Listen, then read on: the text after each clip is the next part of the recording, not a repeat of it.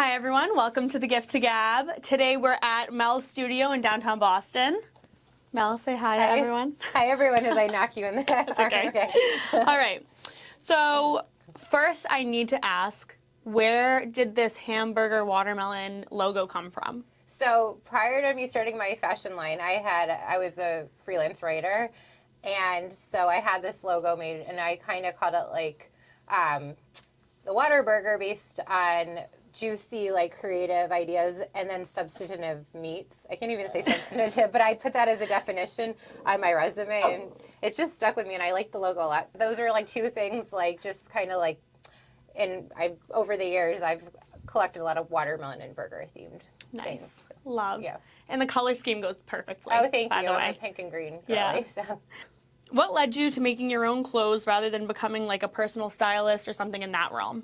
Yeah, so like back in the day, I think I always thought I'd open a boutique and aggregate other designers and that sort of thing. And so I'd always get excited when I would see unique things that I had never seen before, just like crazy stuff. So I thought that, but then when I started to look for things to wear for myself, like, you know, sequin Patriots jerseys and stuff like that, I could never find it. And I'm like, and at that point it was like retail stores, everything had, a lot of things had moved online, like paying the overhead for retail space seemed ridiculous, like crazy for me. So I just started like toying with the idea of creating, but I hadn't gone to design school or anything like that. So I looked into it, and then I eventually kind of, you know, was out at an event, and I had made something that day, and people had commented, a lot of people, and they were like, where'd you get that? I'm like, you know what, like, even the stuff that I found that I would have aggregated on a website wasn't even like the best that I think I could have done. It was just unique. So then I'm like, I could make something really cool, make cool stuff. So What year was that? About 6.5 years ago. Awesome. Mm-hmm. All right, so do you have a time that you felt like was a turning point in your career where you really felt like you started to make it? That's a good question. I think like there's been so many like highs and lows over the journey. I mean, like mostly it's been amazing, but like at times, like, you know, after COVID when like there were no sports and that sort of thing, I hate even to bring that time up, but I had my first fashion show about 2.5 years ago, and it was a gay pride themed show, and it was at the Liberty, and after that, like a lot of that, just kind of one thing led to another. Like people had saw that, and then then I just started to meet new people, and it opened up my world, and so from that first fashion show, I think a lot of cool things have happened since then. This may be the similar answer, but when do you think you knew that this was going to be the career path that you're going to do full time? I mean, I, as I said, was writing, and then when I started this, and I still love to write, and fortunately I can incorporate that into what I'm doing now, but I just was like, it already is so much to handle, and I love it, so I just kind of absorbed myself in it and haven't looked back, and I don't regret anything. Like, you know, there's a lot of different industries that maybe you can make money quicker or do all sorts of things, but I just, like, every day, I don't even feel like it's work. It's a cliche thing, but it's just so fun. But that's how it should be. Yeah. That's how life should be. You should be doing what you love. Too bad not everyone gets that opportunity, but Yeah, no, it's just every time I'm creating, I'm happy, so. What inspired the styles that you decided to create? My recent project? Your recent project, like last week. Okay, I mean, I love a theme, so when someone has an event or a theme, it's wonderful, and if it's more of a broad thing, I'm like, please give me like some guidance. So last week I did it was an espresso martini themed event. So I'm like, that is so fun. Yeah, that is so fun. I've been wanting to make a martini themed outfit forever. So I'm like, here we go. This isn't the problem with that event.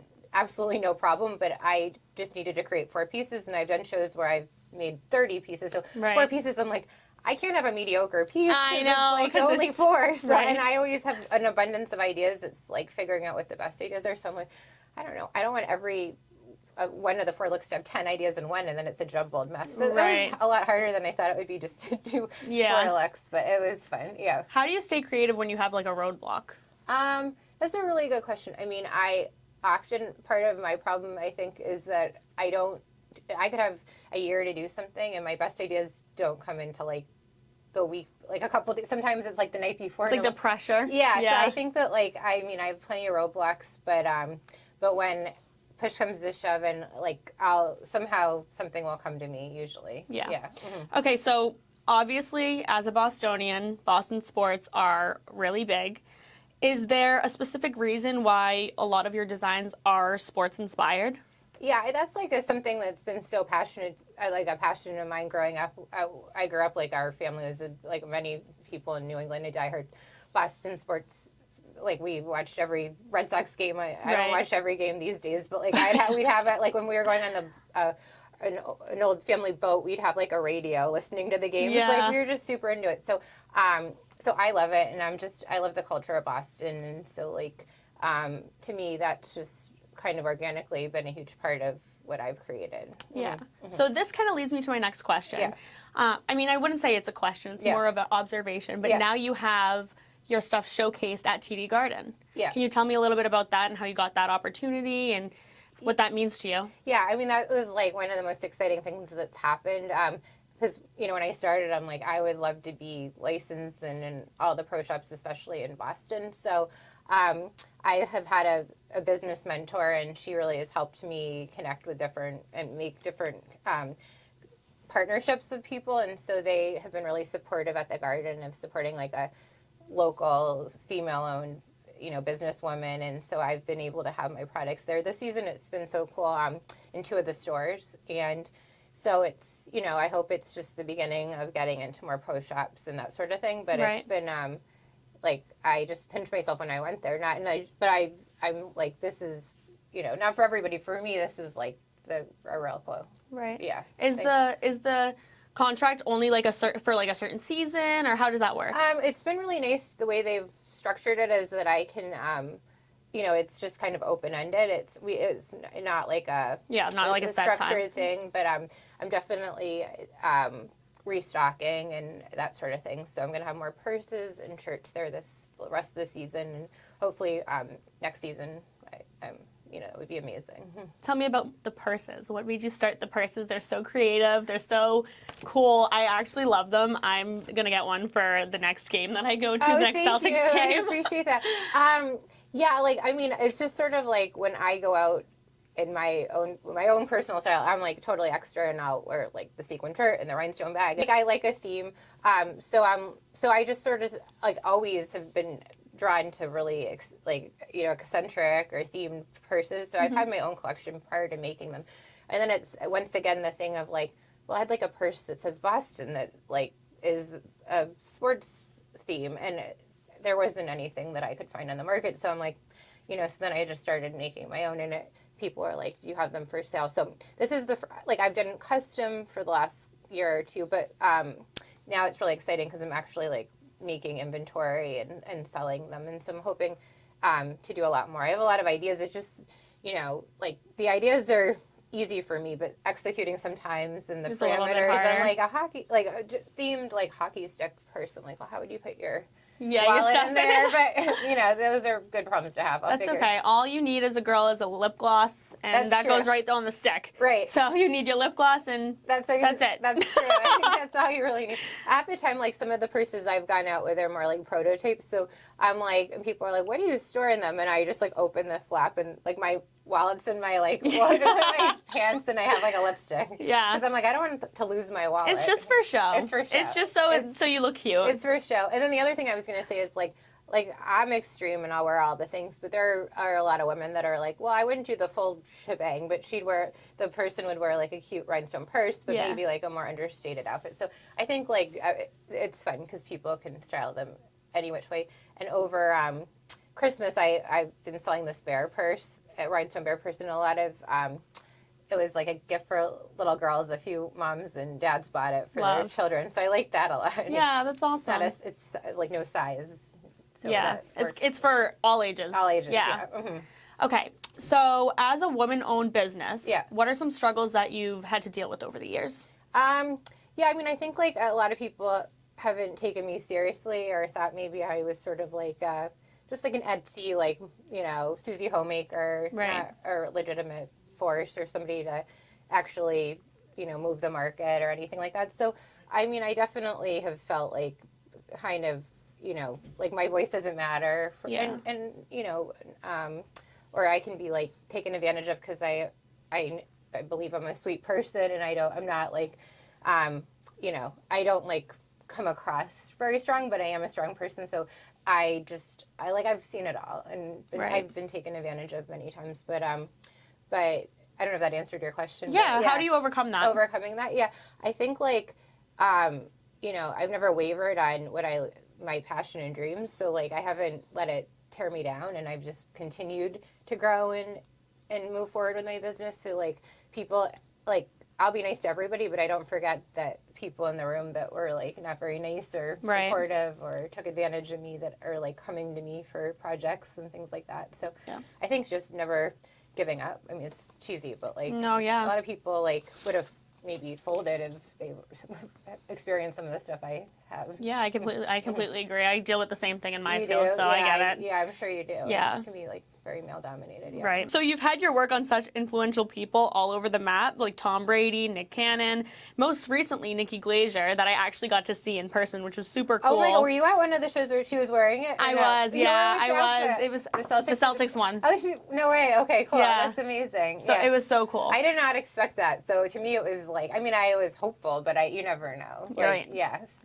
Yeah, I was gonna say. So how did that happen? Tell me about that. Yeah. So her people were looking for Boston themed clothes to wear for the weekend, and she had worn a Bruins shirt Friday night, and it was, I think, one of the Bruins players, Carlo, I think he just was traded sadly, but he presented it to her, and it was just really well received. I mean, and also she was really, I mean, she's been such a like popular comedian, but then the Brady roast really put her on the map, Yeah. and like that was, I mean, I think with a lot of people put her on the map. So like she's so liked in Boston and stuff. So I think she was like, it was kind of like her, you know, paying her her love to the city. So so people at the pro shop reached out to me and were like, would you like, and knowing that she likes sparkly, girly things, and so we went and dropped stuff off. I didn't meet her, but we like went to her hotel, and it was so cool.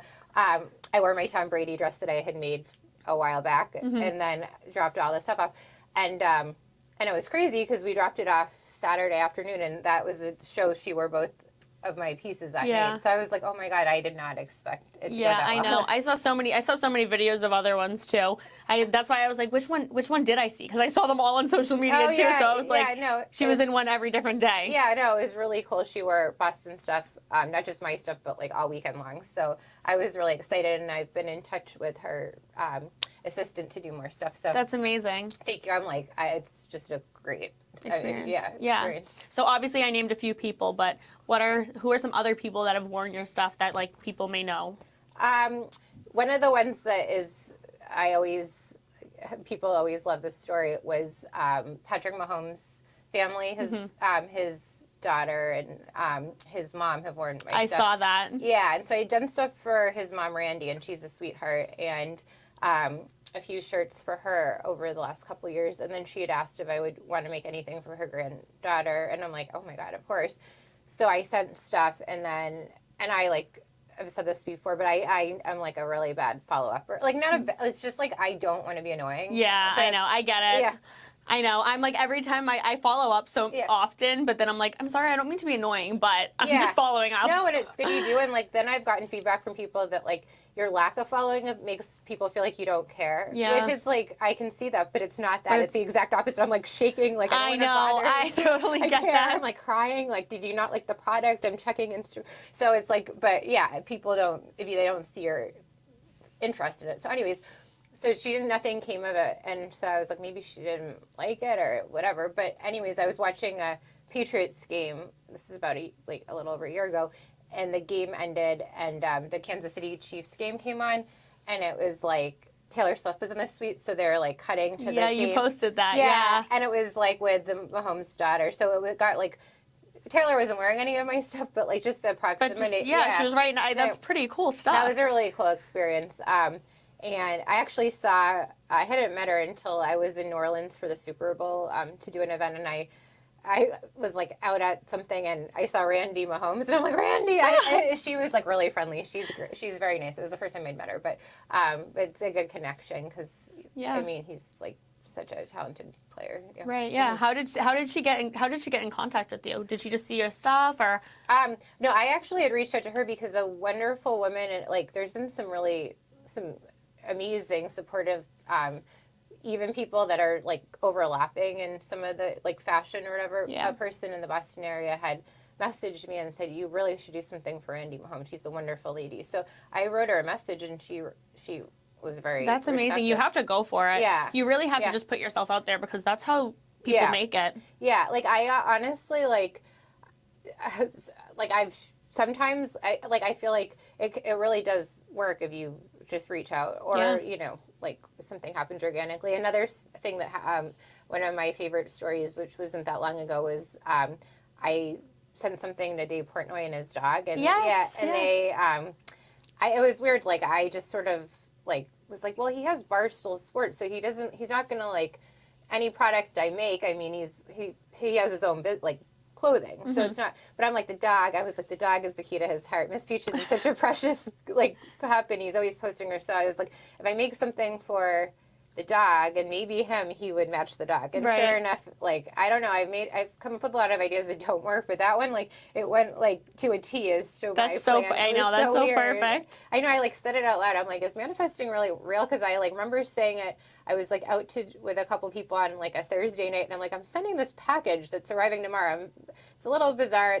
I don't know. And then like Monday or Tuesday, he's like in a video. Yeah, so, that honestly, that's how people like get their stuff noticed. Yeah. I mean, I hear it all the time. Cold emailing people, just like DMing them. Like I have a friend who's a celebrity hairstylist, and she literally got a lot of her clients just from DMing them. That's so crazy. Yeah, I know. I need to do a better job. Like I'm passive too, so I'm like I have like, oh, this person would be fun to do something for, but like.